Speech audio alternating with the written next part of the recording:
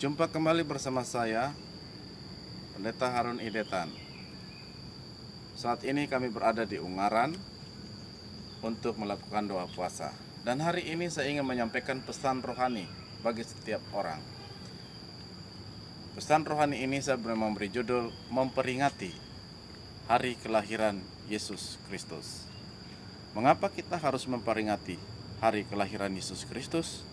Yang pertama, karena kelahiran Yesus Kristus adalah peristiwa yang benar. Yang kedua, karena kelahiran Yesus Kristus adalah peristiwa yang besar. Dan yang ketiga, karena kelahiran Yesus Kristus adalah peristiwa yang bersejarah. Saudara sekalian di mana saja berada, pesan rohani ini bertujuan agar dapat membangun, menyemangati setiap orang yang mendengarkan atau melihat. Bapak Ibu Saudara sekalian, Yesus Kristus lahir merupakan satu tujuan dan karya Allah yang diperuntukkan kepada setiap manusia. Setiap manusia membutuhkan Yesus Kristus. Karena itu kelahiran Yesus Kristus saya sebut sebagai kelahiran yang ajaib. Karena prosesnya dan kenyataannya tidak dapat disangkal bahwa merupakan keajaiban bagi seluruh umat manusia di mana saja berada.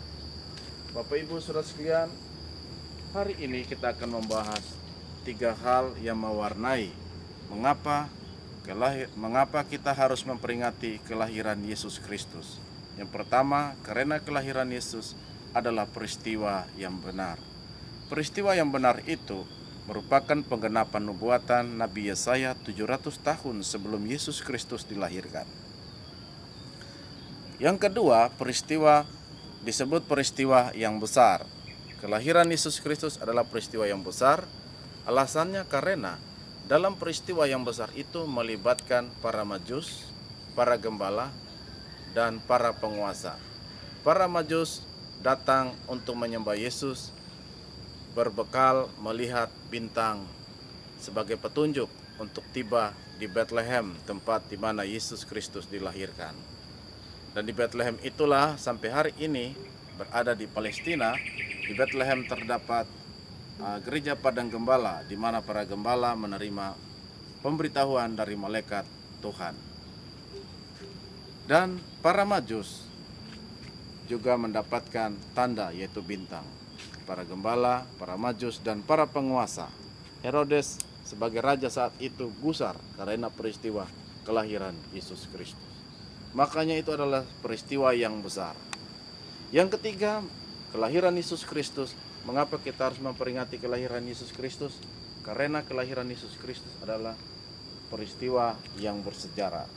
Sejarah mencatat bahwa Yesus Kristus lahir di tempat yang bernama Bethlehem.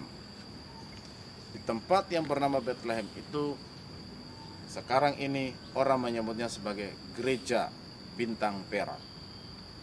Dan gereja bintang perak itu masih ada hingga kini.